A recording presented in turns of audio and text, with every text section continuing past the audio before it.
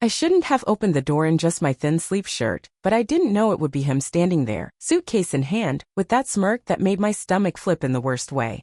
It had been years since I'd seen him. Back then he was just my annoying stepbrother who left his cereal bowls everywhere and teased me about my hair. Now he was standing in our doorway, taller, broader, with a shadow of stubble that made him look like someone I would have secretly stared at if I'd seen him on campus. "Hey kid," he said, but his eyes dropped, and for a second they stayed on my legs before he looked back up. I felt it like a pulse under my skin.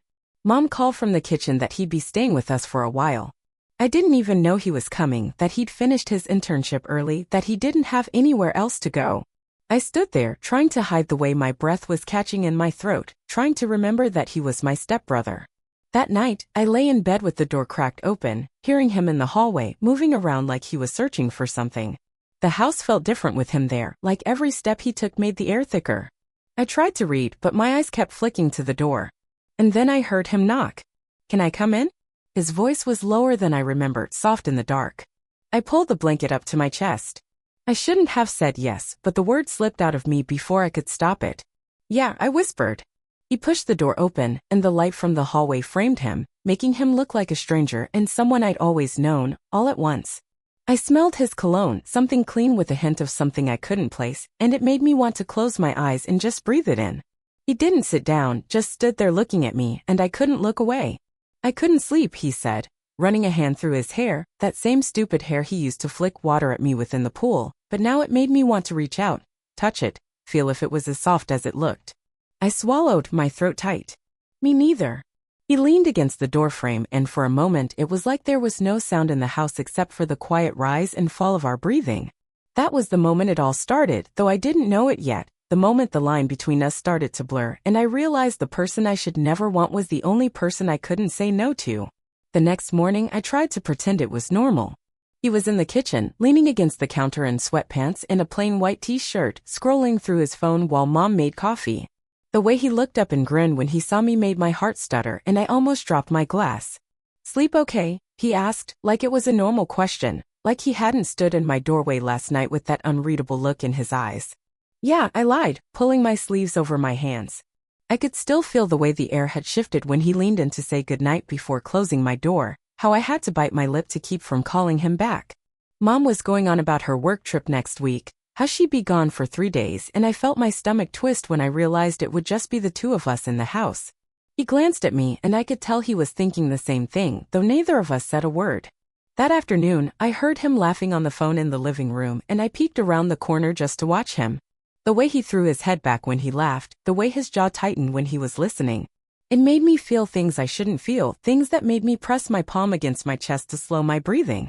I tried to distract myself, to study, to watch something, to text my friends. But every time I heard him moving through the house, every time I smelled his cologne drifting down the hallway, it was like my mind emptied, leaving nothing but the memory of how close he had stood to me last night. How his eyes had softened when he said my name in the dark. That night, I couldn't sleep again. I kept replaying every moment. The way he called me kid, but his voice dipped lower, the way he looked at me like he was trying not to, the way my body reacted, heat pulsing just beneath my skin whenever he was near. Around midnight, I heard footsteps. I froze, listening as they stopped outside my door. My heart pounded so loudly I was sure he could hear it through the wood. And then, softly, a knock. I should have pretended to be asleep. I should have told him to go away. But I whispered, "Yeah," before I could stop myself. The door creaked open, and he stood there, the hallway light behind him, shadows across his face, making his eyes look darker, deeper. "I can't sleep," he said again, and there was something different in the way he said it this time, like he was confessing something he couldn't take back. Neither of us moved for a moment. It was like the whole world was holding its breath, waiting to see who would cross the line first. And I knew in that quiet moment that I was already too far gone to turn back. He stepped inside, closing the door with a soft click that sounded too loud in the dark. I was sitting up in bed, the covers pulled tight around me, but I felt exposed anyway, every inch of my skin awake, prickling as he moved closer.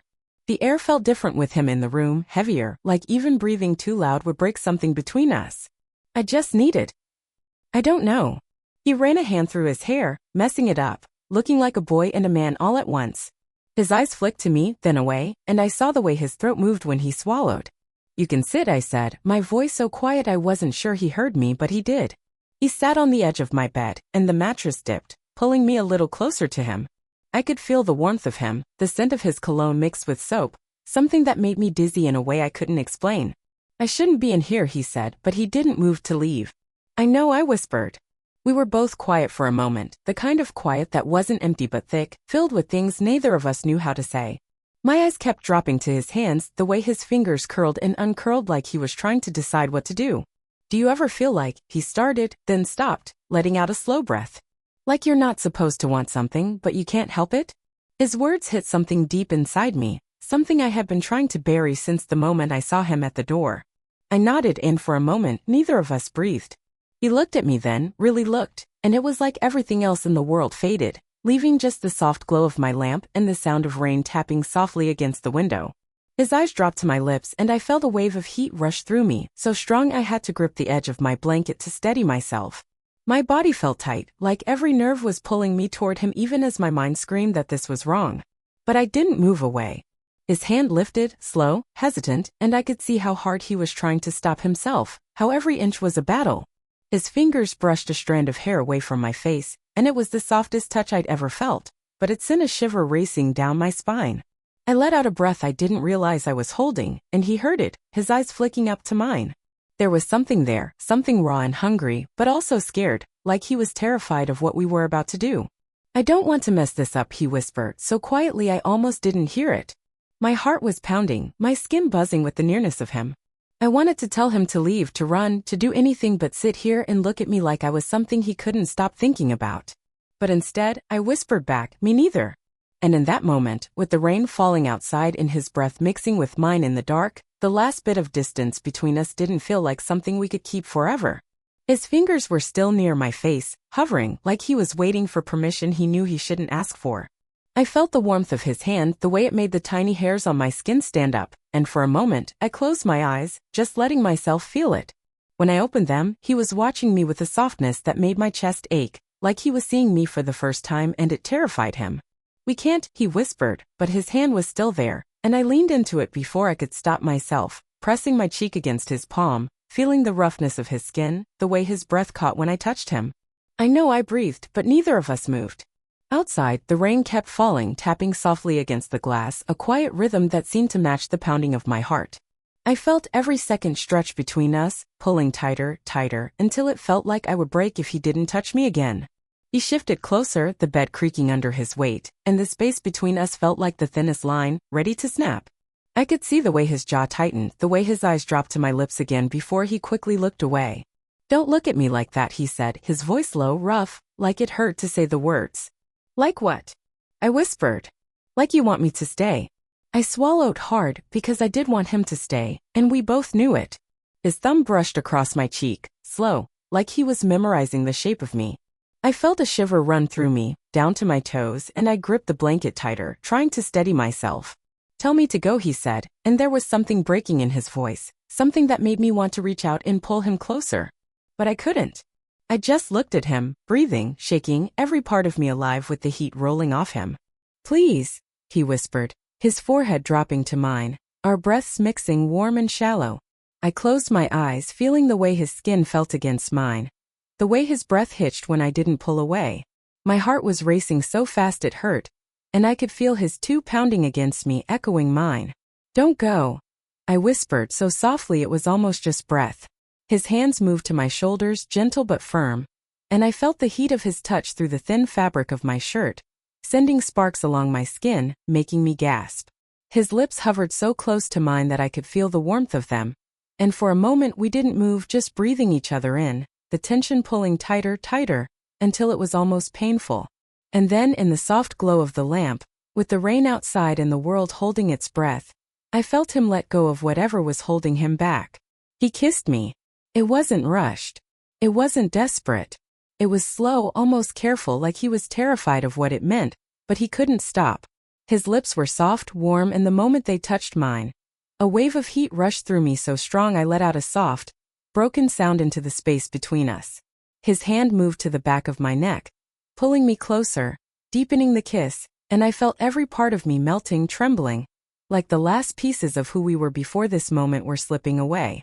And in that kiss I felt every unspoken word, every stolen glance, every moment of wanting him when I shouldn't, all crashing into me at once. I didn't care that it was wrong. All I knew was that I didn't want it to stop.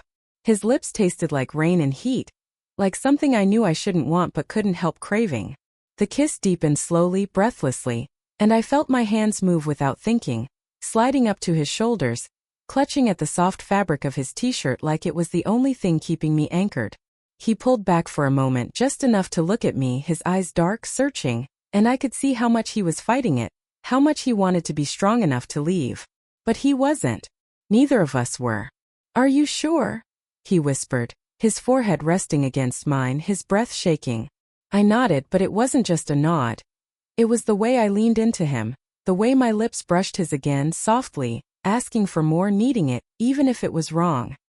His hand slid from my neck down to my waist, and I felt the warmth of his palm through the thin fabric of my sleep shirt, and it sent a shiver rippling through me so strong my knees pulled up against his thigh, needing something, anything, to hold on to.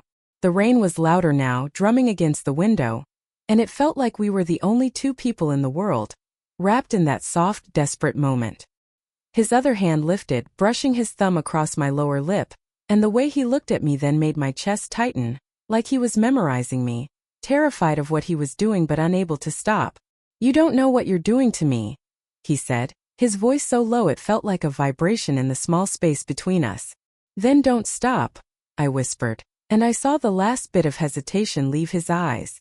He kissed me again, deeper this time, pulling me closer until I felt the warmth of him pressed against me.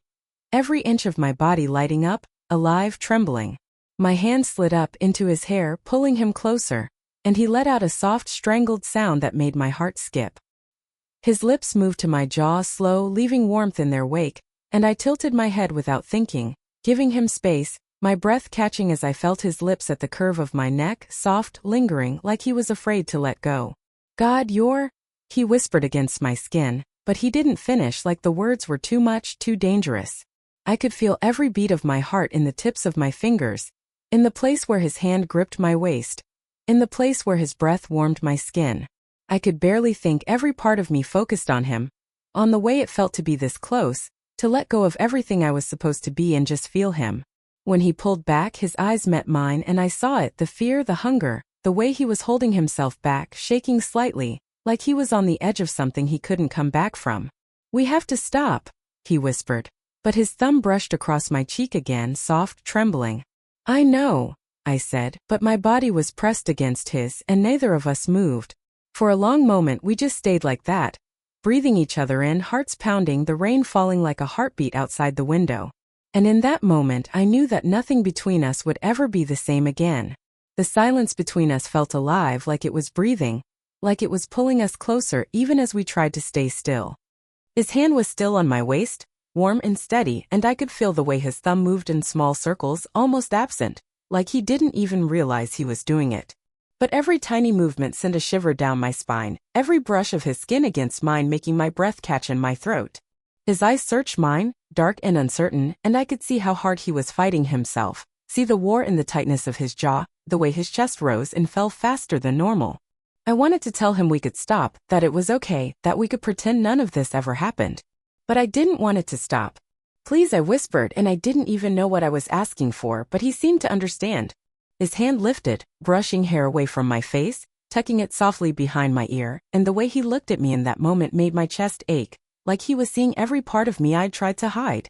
And then he kissed me again. It was softer this time, slower, like he was memorizing the shape of my lips, like he was trying to give me time to change my mind, but all it did was make me want him more. My hand slid up his arms, feeling the warmth of him, the way his muscles tensed under my touch, the way he leaned into me like he couldn't help himself.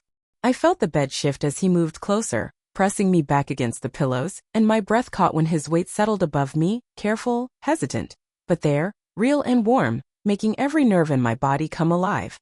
He paused, pulling back just enough to look at me, and for a moment, everything felt still, quiet, like the world outside the rain-soaked window didn't exist.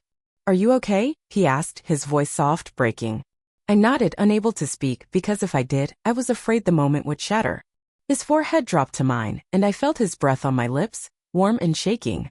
I could feel his heartbeat, fast and strong, matching mine, and I closed my eyes, letting the warmth of him surround me. His hand moved, sliding up, brushing lightly against my side, and I felt my body arch into his touch, a soft gasp escaping my lips before I could stop it.